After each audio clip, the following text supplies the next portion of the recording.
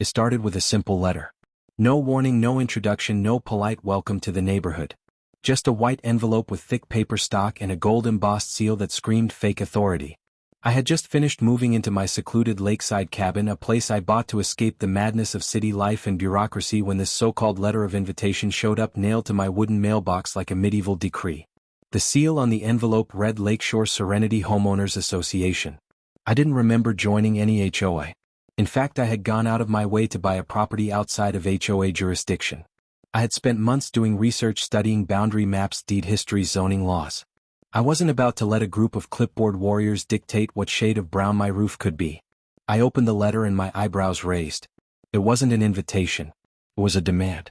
Dear Sir or Madam, you are hereby notified that your property at 17 West Lakeview Drive now falls under the jurisdiction of the Lakeshore Serenity HOA, effective immediately. As a new member, you are required to attend an orientation this Saturday at 10 a.m. Failure to comply will result in escalating fines and potential legal enforcement. Sincerely, Karen Wellborn, President, Lakeshore Serenity HO. I folded the paper and stared at the seal again. There was something comically fake about it. A little gold eagle perched over a lake that looked like it had been drawn in Microsoft Paint. I laughed once, short and sharp. Then I picked up my phone. Carly, I said when my sister answered. You remember those stories you used to tell about HOAs trying to rule neighborhoods like kingdoms? Well, one just showed up on my doorstep. Don't tell me they're trying to rope you in, she said. I thought you bought that place because it was outside all that nonsense. I did. But this Karen lady says otherwise. Karen, she said, of course it's a Karen. We both laughed, but it didn't last long. I knew enough from my previous job to take these kinds of letters seriously, even if they looked fake.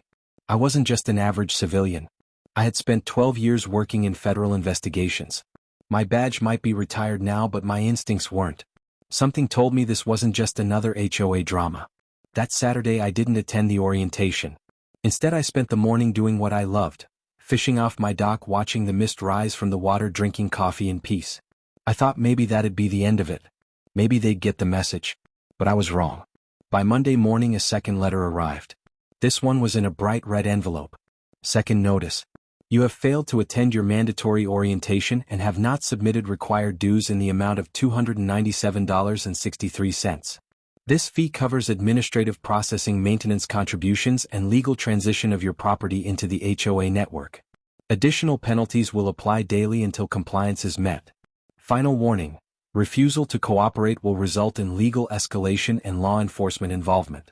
Sincerely, Karen Wellborn, President, Lakeshore Serenity HO. Legal escalation. My foot. I picked up my deed and double-checked it. My property was completely outside the HOA bounds. I checked the county map, cross-referenced with GIS data.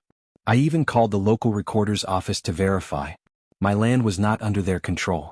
Not even close. This wasn't an honest mistake. This was a power grab. I decided it was time to pay Ms. Wellborn a visit. I drove down to the address listed on the letterhead, a large white house that looked like it belonged on the cover of a pretentious magazine. Wind chimes tinkled in the breeze, flower beds were lined in perfect symmetry, and a bright red SUV sat parked in the driveway with a vanity plate that read HOA 1. I rang the bell. A woman in her late 50s answered the door, wearing pearls, a pink cardigan, and a look that could curdle milk. Can I help you? She said, eyeing my boots like they were smeared in mud. Karen Wellborn, I presume, I said. I don't speak to unannounced visitors. Appointments are required for HOA matters. I'm not here for an appointment. I'm here to inform you that I'm not joining your HOA. I don't live within its jurisdiction. I don't owe you a cent. And if I get another letter from you, I'll take it as harassment. Her lips curled in a tight, practiced smile. I'm afraid you've been misinformed. Lakeshore Serenity recently expanded its borders. Your property is now included. All owners within the district must comply. Except it wasn't legally expanded, I said, pulling out my folded deed. According to the county register, this is private, unincorporated land. I've already confirmed. You have no authority over it. You're trying to intimidate people into joining your little fiefdom. Karen's eyes flicked to the paper, but her smile didn't falter. You may think that, but our lawyers are very confident. You'll find that resistance isn't only futile, it's expensive. I've got lawyers too, I said, and I've got something better than lawyers. She blinked once. What's that? I smiled. Truth. I turned and walked off her porch before she could respond. She didn't yell after me, but I could feel her eyes boring into my back like lasers. The next day the threats escalated. A local deputy showed up at my gate. "You're John Mathis," he said. "That's right. We got a report from the Lakeshore HOA saying you're refusing lawful entry and ignoring community safety codes." I crossed my arms. "They reported me for not joining a fake HOA. I'm not taking sides," he said, "but I've got to respond to the complaint. Do you have any documentation?" I went inside, came back with a copy of my deed, zoning maps, HOA boundaries, everything printed and highlighted. The deputy reviewed them and scratched his head. "This looks pretty clear," he said. "You're outside their jurisdiction." "I know." "Well," he said, "looks like they're trying to stretch their reach a bit too far. I'll write it up as a civil dispute. No laws broken here. But keep your records handy in case it escalates." Oh, it would escalate. By the end of the week my mailbox was flooded with fake fines. My dock had caution tape wrapped around it. A truck showed up trying to plant a for sale sign in my yard. I chased them off before they could hammer it in. And then on a quiet Tuesday morning it happened. I was on my porch sipping coffee when I saw a sheriff's cruiser pull up. But it wasn't just any cruiser. This one had lights flashing. 2 officers got out and headed straight for my front door. Karen stood behind them, arms folded, smirking like she had already won. I met them halfway. "Mr. Mathis," the taller deputy said, "we're responding to a report of unauthorized residence on HOA-regulated property." "She's lying," I said, nodding toward Karen. "I've got all the proof inside. But first I'd like to show you something." I reached into my coat slowly, carefully, and pulled out my old leather wallet. I flipped it open, revealing my retired federal badge. Karen's smirk vanished. The officers froze. "I may be retired," I said, "but I still know the law. And I know what happens when someone impersonates a legal authority to extort money from property owners." Karen's mouth opened. No sound came out. One of the deputies took a step back. "I think we'll need to sort this out downtown," the other said. Karen turned pale as snow. And that was just the beginning. Karen didn't say a word as the deputies stood between us, their eyes locked on my badge. I could see her mind racing, trying to recalculate everything in real time. She had expected a pushover, someone who would cave after enough fake fines and fabricated threats. What she got was a federal officer who had spent more than a decade unraveling corruption rings and exposing fraudsters twice as slick as she thought she was.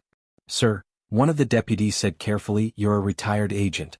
"Retired, Federal Investigations Division, 12 years, field certified," I said, "and I still keep in contact with the local bureau office, so if she wants to press this further I'd be happy to make a few calls." The second deputy looked visibly uncomfortable. Karen took a step back, suddenly no longer the smug puppet master. Her hands fidgeted nervously behind her back, her eyes darted between us. "I think we've got some confusion here," she finally said, her voice losing its edge. "Mr. Mathis, perhaps we can settle this over coffee. I wasn't aware of your background." "That's funny," I said, "because I was clear the first time I told you to stop harassing me. You called the cops to force me into your HOA, and now that you know who I am you want to talk over coffee." "I meant no disrespect," she said too quickly. "You meant to corner me," I said, "and now the walls are closing in on you." The deputies looked at each other, one of them sighing. "Ma'am, we're going to have to ask you some questions at the station just to clarify the claims you've made. If this turns out to be a false report, there could be consequences." Karen's face turned red, but she nodded. I stood with my arms crossed as they led her to the cruiser, not under arrest but certainly not as the queen of the HOA anymore. As the car pulled away I stood in the morning sun, breathing deep for the first time in days. But I knew better than to think it was over. This wasn't just a power-hungry woman with a clipboard. This was a network. HOAs like hers didn't operate alone. I'd seen the patterns before. They shared lawyers, tax consultants, sometimes even bribed inspectors. There was money to be made, and Karen was a middle link in a longer chain. That evening I opened my secure laptop and sent an encrypted message to my old contact in the Federal Bureau. Need background on Lakeshore Serenity HOA and all affiliates. Suspected fraud, jurisdiction overreach and property extortion. Willing to reactivate license for limited scope. Attached are initial documents. It didn't take long to get a response. Next morning I received a message from Agent Paul Mendez. He was still in the bureau, still sharp, still the guy you called when you needed dirt fast. "John the First ran a preliminary scan on that HOA. You're not wrong. Karen Wellborn is listed as the president, but she's connected to 3 other HOAs under different names. Same bank account, same lawyer, same P.O. box. We've seen versions of this before. This one's more organized. Want to dig?" I didn't need time to think. "Yes, I'm in. I'll keep gathering evidence on the ground." I closed the laptop and looked out over the lake. What had started as a peaceful retirement plan was now ground zero for a full-scale takedown. And to be honest, I didn't mind. It felt good to be back in the hunt. Over the next few days I started keeping track of everything. I photographed every fine left in my mailbox. I recorded video of HOA volunteers trespassing onto my land. I saved voicemails with veiled threats disguised as reminders. The harassment didn't stop. If anything, it escalated. One morning I woke to find a bright orange sticker plastered to my front door. Property violation notice. Immediate action required. It had the HOA seal on it, the same ridiculous eagle over the lake. This time, though, it came with a warning that a lien would be placed on my property if I didn't pay a $1,000 compliance fee within 72 hours. That was it. I loaded everything into a folder and drove straight to the county recorder's office. The clerk behind the desk was a woman in her 60s with glasses and a no-nonsense attitude. Her nameplate said Dolores. "I need to confirm the legal boundaries of the Lakeshore Serenity HOA," I said, "and I need copies of any filings they've submitted in the last 12 months. Dolores raised an eyebrow. HOA trouble. More like HOA fraud. She nodded and began pulling up records on her computer. After a few minutes she turned the screen to me. "They submitted a boundary expansion form 3 months ago," she said, "but it was rejected. They tried to annex unincorporated land, which they can't do without a petition from at least 75% of the property owners affected. They didn't get a single signature. So it was denied. Flat out. There's a stamp and everything. They don't have jurisdiction over you or your land. And if they're claiming otherwise, they're breaking the law." I asked for printed certified copies. Dolores handed them over. "Thanks, Dolores," I said. "You just helped me take the next step." I made 3 copies of every document and mailed one set to the bureau, one to my lawyer, and one I kept with me at all times. If Karen wanted a legal war, she'd get one. The next evening I received a call from an unknown number. "Mr. Mathis," a voice said, smooth like polished metal. "My name is Barrett Cole. I represent the legal interests of the Lakeshore Serenity HOA. I understand there's been some confusion regarding your obligations as a resident." "There's no confusion," I said, "only fraud. And I've got the paperwork to prove it." "Let's not escalate things unnecessarily," he said. "Perhaps we can come to a settlement. A one-time waiver of dues in exchange for future compliance. That way everyone wins. Tell your client this isn't a negotiation. If I receive one more threat, one more fine, one more notice, I'll file a civil suit and submit criminal complaints. And this time the feds are watching." Silence. "I see," he said finally, "then we'll prepare for a formal defense. You do that. Just make sure you're ready for what's coming." I hung up and saved the call recording. Later that week Paul messaged me again. "Karen's deeper than we thought. Her husband used to be a city planner. He signed off on a bunch of rezoning requests 5 years ago, including land near your property. Some of those documents are missing now. Smells like forgery." I nodded to myself. Karen wasn't just playing HOA president. She was engineering land control schemes to flip rural properties into controlled zones, forcing owners into paying dues and following arbitrary rules. And she was doing it with her own little network of allies. By Friday I saw a white van parked down the road. No logos, no plates, just a van with dark windows. I walked toward it, but it drove off before I got close. The next morning my security cameras caught someone walking onto my property in the middle of the night and placing something on my fence. When I checked the next morning, it was a motion sensor. I traced the signal to a nearby property listed as part of Karen's HOA. They were spying on me. That afternoon I drove to the sheriff's office and met with Deputy Collins, the one who'd first responded. "I thought you should see this," I said, showing him the sensor, the camera footage, and the false finds. He whistled low. "This is bigger than a dispute over dues. It's a fraud ring. And Karen's just one part of it. I'll file an official complaint and forward this to the DA. You should be careful. These people play dirty." "I know. That's why I'm documenting everything." He nodded.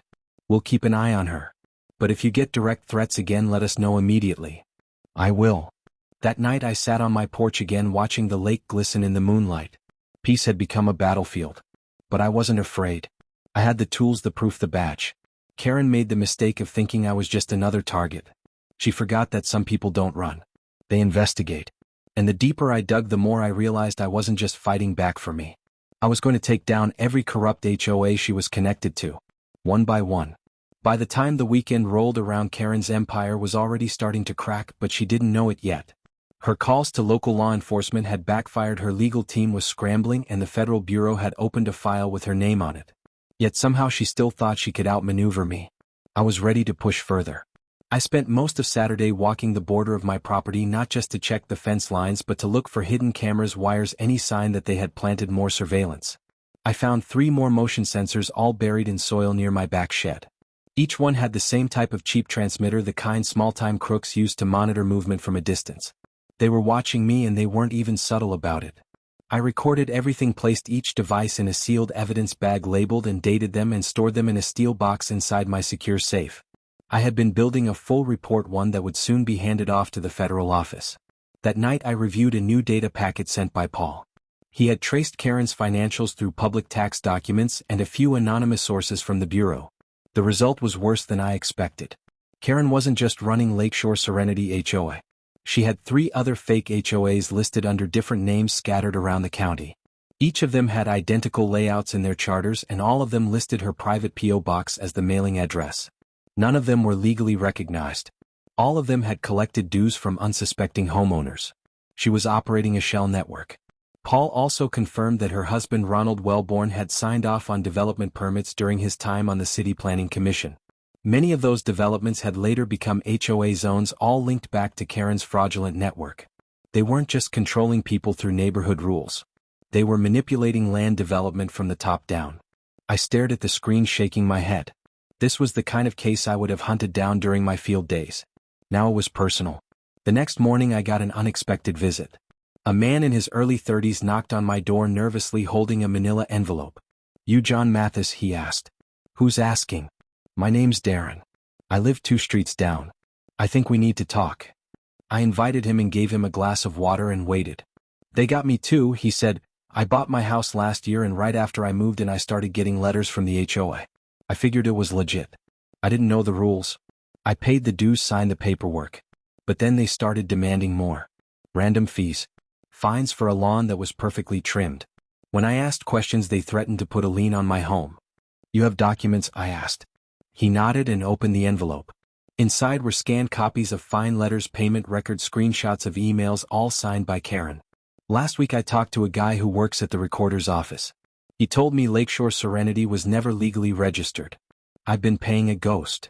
"You're not alone," I said. "They tried the same with me. But they picked the wrong target." He leaned forward. "I heard what you did. The badge. The confrontation. Word spreading. Good. The more people know, the faster we can bring her down." Darren left that afternoon, but not before agreeing to testify if it ever came to court. That night I drafted a new report and sent it directly to Paul. Victim list expanding. HOA operating across multiple fake zones. Requesting federal review. His reply came back short. "Already flagged for investigation. Might need you to go deeper." That was all I needed. The next day I took a long drive out to the county archives and began pulling building permits, zoning records, property line changes, and charter submissions for the last 10 years. I wasn't just looking at Karen. I was looking at every single signature from her husband Ronald during his tenure on the City Planning Commission. By evening I had built a timeline. 5 years ago Ronald approved a zoning variance that allowed a residential street to become a private community. A month later Karen founded an HOA there. 3 months after that several residents began receiving notices that they were under HOA control. It repeated. Zone change. HOA forms. Fake rules. Money collected. I highlighted every location and put together a map. The pattern was clear. It wasn't just fraud. It was coordinated land manipulation. The next day Paul called me directly. "We're prepping to take this upstairs," he said, "but we need hard proof that the money's moving illegally. Any sign of laundering or misappropriation." "I have suspicions," I said, "but I need access to bank details and a few former board members who might be willing to talk." "Already working on that. In the meantime, keep pushing on your end. If you can get someone inside to crack, we'll move fast." The opportunity came faster than expected. That Friday I got a knock at the door. It was a woman in her 40s, nervous eyes, hands shaking. Her name was Margaret, and she had served on the Lakeshore Serenity board under Karen for 2 years before she suddenly quit. "I shouldn't be here," she said, "but I heard what happened. I was there when Karen started this thing. She promised us it would be legal, that we'd be helping keep the neighborhood clean. But it turned into something else. People started getting fined for nonsense. She stopped holding meetings. She made all the decisions alone. And the money?" "What about the money?" I asked. "She had it wired to a private account. Said it was safer that way." I tried to raise questions. She told me to leave the board or face legal trouble. I walked away. But I kept copies of everything. She handed me a USB drive. I opened it on a secure laptop and what I found shocked even me. Internal communication spreadsheets, scan check images, account transfers to shell corporations. It was the smoking gun. I thanked Margaret and promised her protection.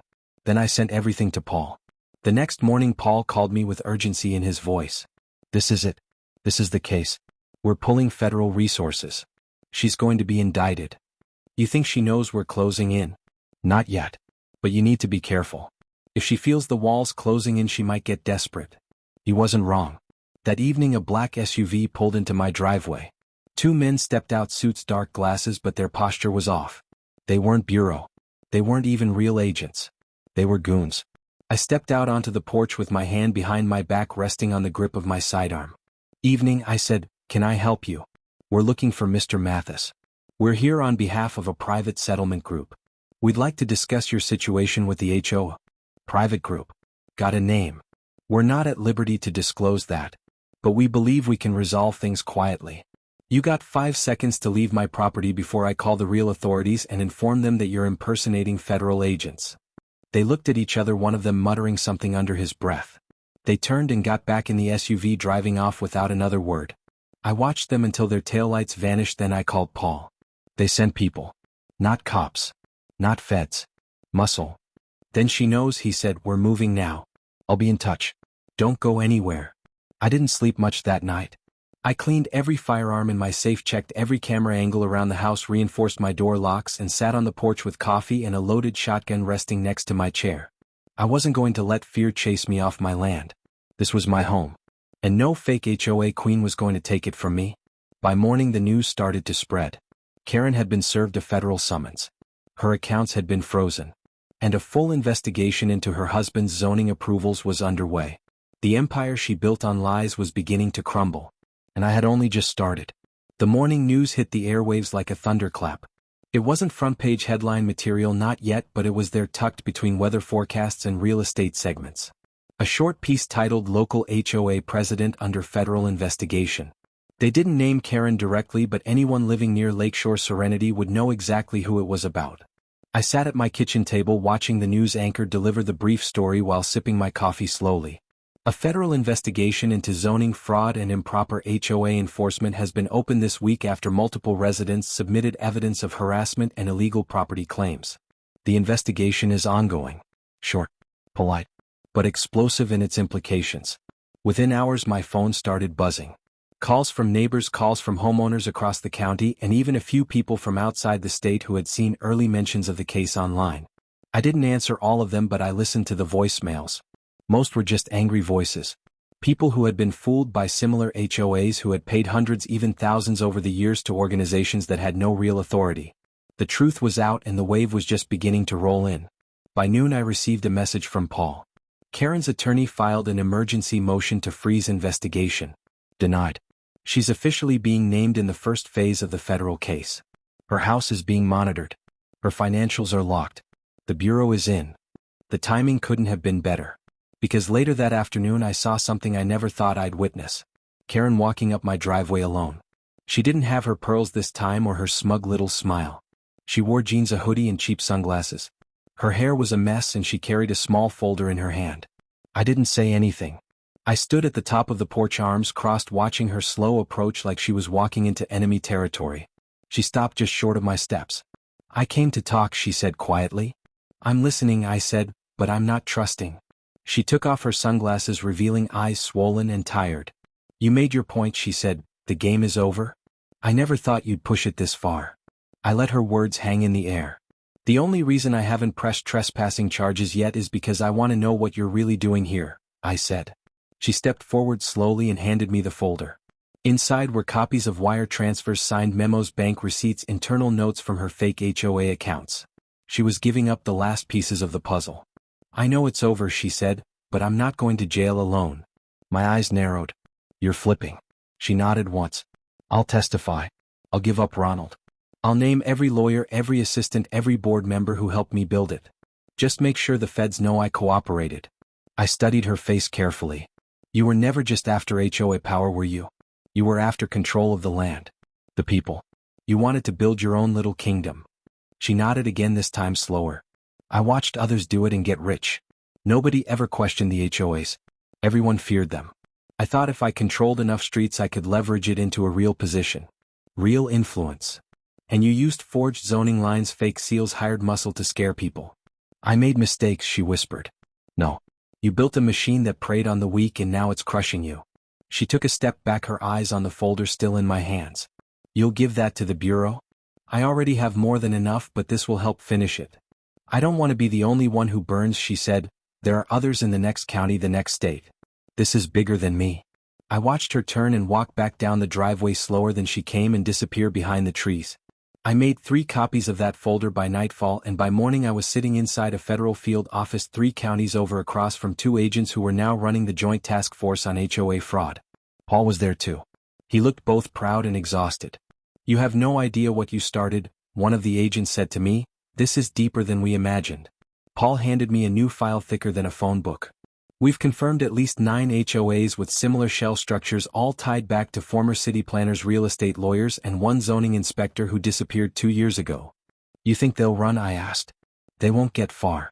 Karen's testimony just gave us the keys to the kingdom. We spent the next 4 hours going over her folder piece by piece, linking it to existing charges and building timelines. Names were listed, cross-referenced, organized into clusters. I was looking at the heart of a network that had been exploiting homeowners for almost a decade. Fake HOAs, fake fines, ghost boards, harassing letters, liens that were never legal, and homes that had been taken from people who didn't even know they had a choice. When I got back to the cabin later that evening, there was a crowd waiting. Not a mob. Not reporters. Neighbors. Dozens of them. People who had kept quiet. People who had paid their dues and feared the HOA letters.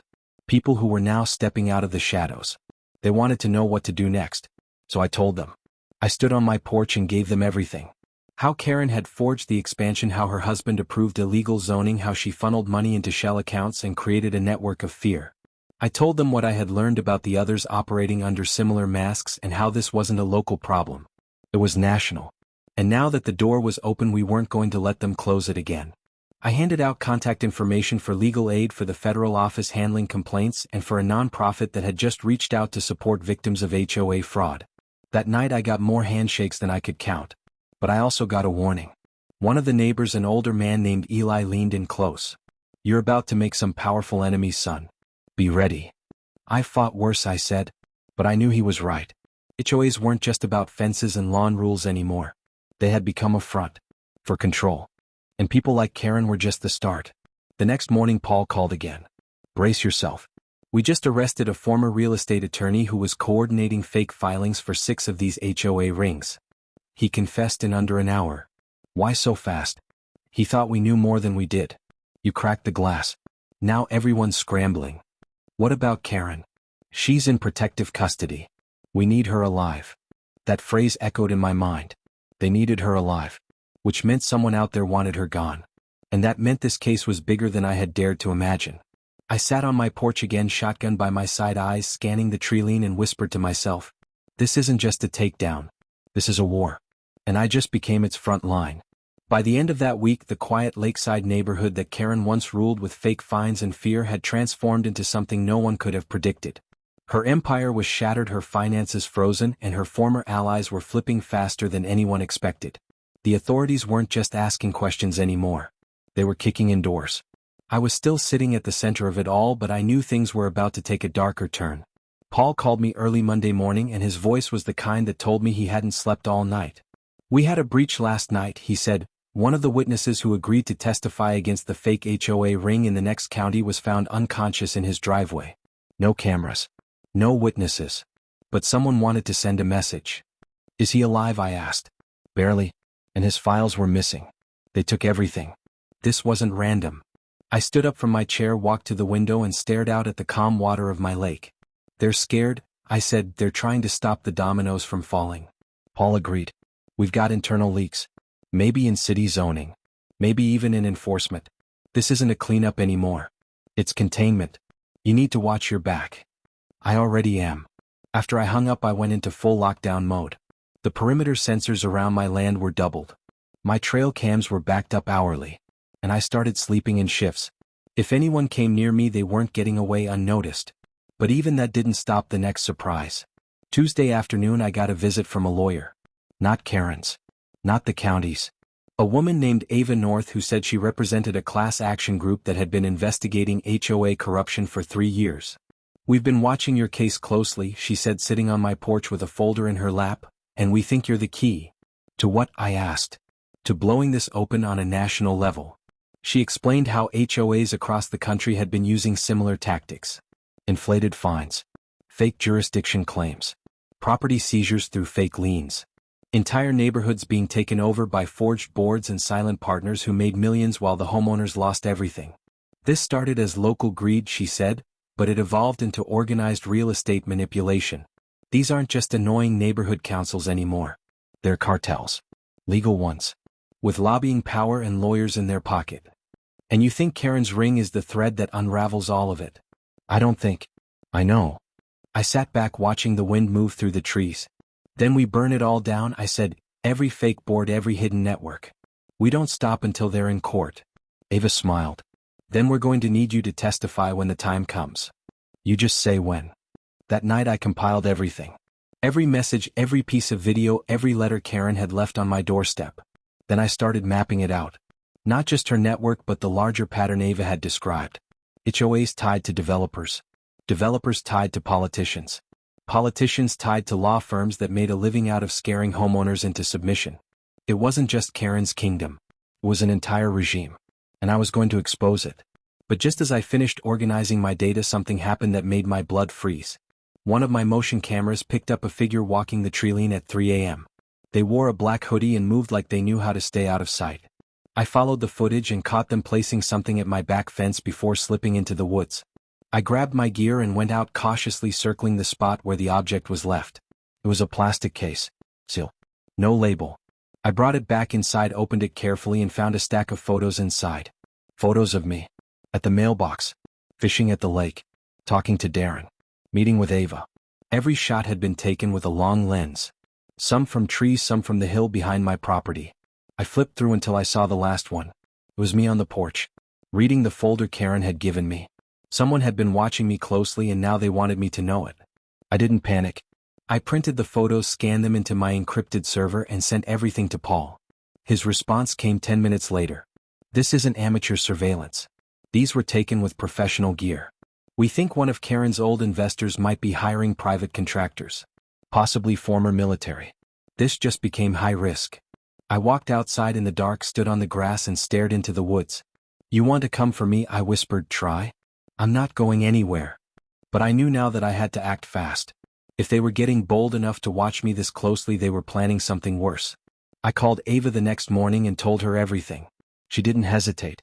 "We need to go public," she said, "now. Before they shut us down." I agreed.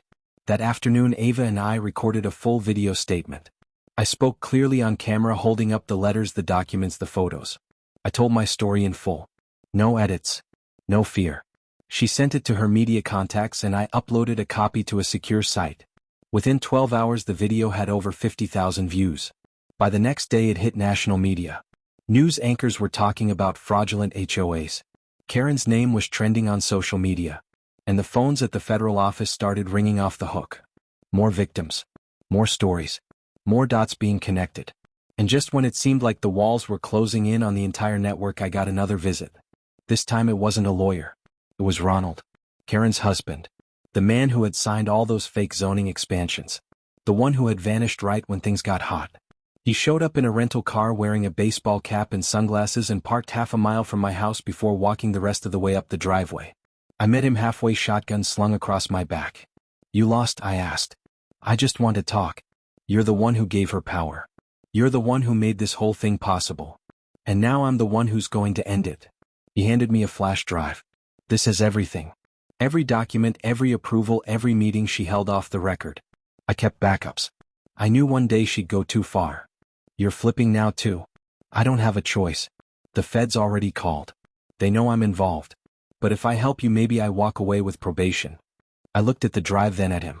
"You built a lie that cost people their homes. You don't get forgiveness for free." "I'm not asking for forgiveness. Just justice." He turned and walked away without another word. I went inside, opened the flash drive, and what I found nearly made my hands shake. It wasn't just zoning documents.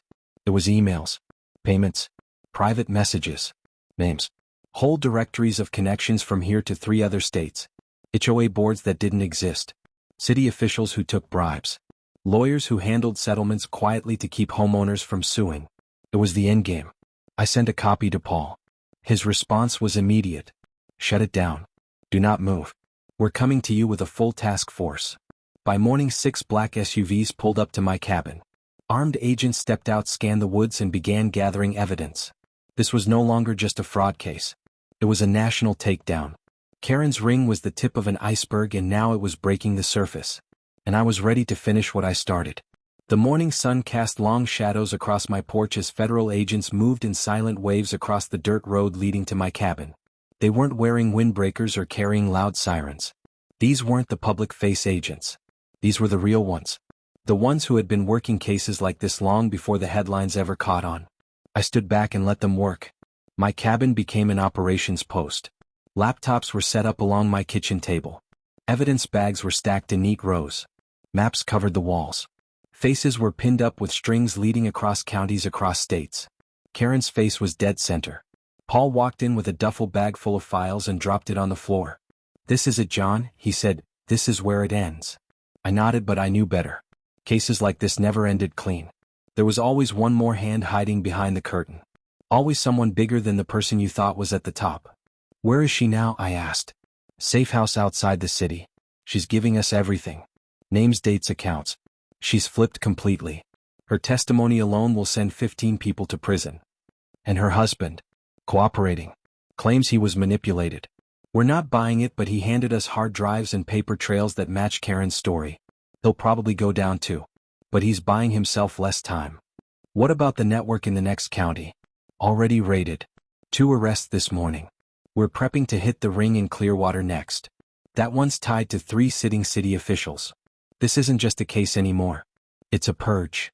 I looked around at the agents buzzing through my house. All this because I refused to bow down to an HOA I never joined. I poured a fresh cup of coffee and walked outside. The air was crisp. The lake water calm. It was the first time in weeks that I actually heard birds instead of tires on gravel or the low hum of surveillance drones. But I knew peace was still out of reach. Later that afternoon, Paul pulled me aside. "We need you on site," he said. "Tomorrow? There's a council meeting being held in Clearwater. 3 of the names Karen gave us will be in attendance.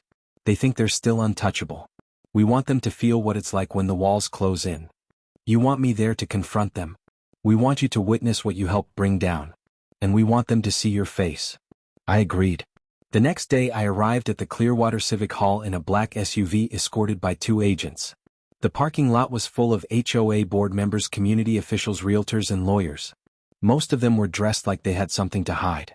I walked in quietly, stood near the back as the meeting began. It started like any other. Budget reports, maintenance updates, a few scripted questions from the audience. Then one of the names Karen gave us stood up. Councilman Brent Meyer. The man who had approved multiple rezoning requests that allowed HOAs to operate over private lands without consent. He smiled as he addressed the crowd. "Let's remember that our HOA programs are here to protect homeowners, not to harm them. Any rumors about improper actions are being dealt with." I stepped forward before Paul could even signal me. "Funny thing about rumors," I said loud enough for the whole room to hear, "they usually start with the truth." Brent's head snapped toward me. He recognized me instantly. The room went silent. "And the truth is," I continued, "you signed off on rezoning requests that turned public streets into HOA-controlled zones. You approved board members who didn't live in the neighborhoods. You ignored complaints from homeowners and took kickbacks in the form of land shares." "Sir," he said, raising his hand, "this isn't the time or place for accusations." "Oh, it's the perfect place," I said, "because you're not going to walk out of here pretending you didn't know. Not today." Paul and 3 agents stepped forward, badges out. Brent's face turned pale. "You are under federal investigation," one of the agents said. "Please come with us." Chaos erupted in the room. Phones went up. People gasped. Some stormed out. Others stayed frozen in their chairs. It was the beginning of the end for them. Over the next 48 hours, 11 more arrests were made. 2 entire HOAs were shut down. Hundreds of homeowners were informed that their liens were void, that their fines were unenforceable, that their properties were free from the fear they had lived under for years. I returned home late that week and walked back into my cabin exhausted but satisfied. I made myself a meal, sat on my porch, and watched the wind move across the lake like nothing had ever happened. But it had. And I wasn't the only one who had lived it. That weekend I got an email from Darren, the neighbor who had first brought me documents. Subject line, "They're all gone." He told me the signs were down. The HOA website had been taken offline. The community board was empty. People were smiling again. Kids were playing in the yards. The place had come back to life. And then I got a letter. Not from Karen. Not from her lawyers. From a woman named Susan Lane. A homeowner from another state. She had seen the story on the news. Watched the video Ava and I had recorded. She told me she had been paying fake HOA dues for 5 years. Had lost her home because of an illegally placed lien. Now her attorney was reopening her case because of what we did. She ended her message with 7 words I would never forget. "You gave us the courage to fight." I printed the letter and pinned it above my desk. Because I knew there were more out there. People still trapped. Still afraid. Still paying money to the fake kings and queens of paper castles. But now they had a blueprint. A way to fight back. The case wasn't over. There would be months of trials. Years of digging. But the first domino had fallen. And every corrupt HOA across the country now knew the same thing. You mess with the wrong homeowner. You better pray he doesn't carry a badge. The summer ended like no other. By the time the leaves started turning, the story had spread far beyond our lake. What began with Karen trying to bully me into an HOA I never joined ended with a national investigation, federal indictments, and a public reckoning the likes of which this country hadn't seen in years. And I wasn't done. Paul called me one morning with a tone I hadn't heard before. Excitement mixed with pressure. "We've got a list," he said, "nationwide." He sent over a classified federal document still in internal review. It was a map of the United States covered in dots. Each dot represented a flagged HOA. Not because they were annoying. Not because they had silly rules about grass height. But because they were operating outside legal bounds. Some were fake HOAs altogether.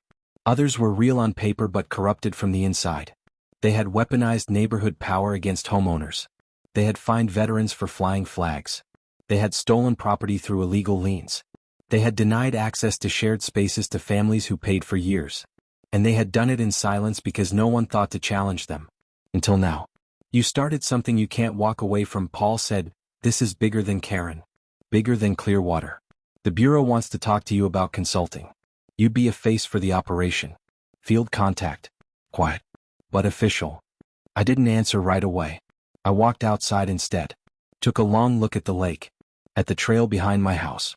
At the small ranch Karen once tried to control with her clipboard and her letters. It wasn't just about clearing my name anymore. It was about making sure this never happened again. By noon I had said yes. Not for glory. Not for headlines. But for every homeowner still sitting in their living room scared to hang a wind chime because their HOA board might fine them $100 for it. The next few months were brutal. I traveled across counties meeting families who had stories that made mine look tame. There was the retired firefighter in Nevada who was fined $7,000 for putting up a firewood rack without HOA permission. There was the single mother in Texas who came home from work to find her front door padlocked by an HOA that didn't legally exist. And there was the Vietnam veteran in Georgia who had been battling a lien for a decade because his grass grew too fast during monsoon season. Everywhere I went I carried copies of the legal codes I had used. I carried Karen's original forged documents. I carried her name like a key that opened the floodgates of truth. People called her the Match. But they started calling me the Hammer. By spring the Bureau had set up a full-time task force called the HOA Abuse Response Division. I helped train them. Not with a badge. With stories. Real ones. They listened. They learned. And then they acted. More arrests came. More networks fell. Politicians tried to backpedal but the paper trails were too thick. Lawyers who had helped hide the fraud flipped to save their licenses. Cities rewrote zoning policies. Counties began requiring public audits of all HOA financials. It wasn't perfect, but it was a start. I returned home that April to a mailbox full of letters. Not threats. Not fines. Thank yous. One of them was from Darren. His family was expanding. They'd just had their second child. His land was finally clear. No more notices. No more fake dues. He wanted to invite me to a barbecue. Another was from Margaret, the former board member who flipped on Karen. She'd moved to the coast. Started over. And said she finally slept through the night. And then there was one more. It was from Karen. I almost didn't open it. But I did. It was handwritten on plain paper. It didn't ask for sympathy. It didn't ask for anything. Just said, I never thought it would go this far. I never thought anyone would fight back. You didn't just stop me. You stopped something I helped build without ever asking who it hurt. I was wrong. And I see that now. I folded the letter and locked it away in my safe. Not because I forgave her, but because I wanted to remember what it looked like when the powerful finally realized they weren't above the people they tried to control. Months passed, and then something unexpected happened. A homeowner from a small town in the Midwest posted a video.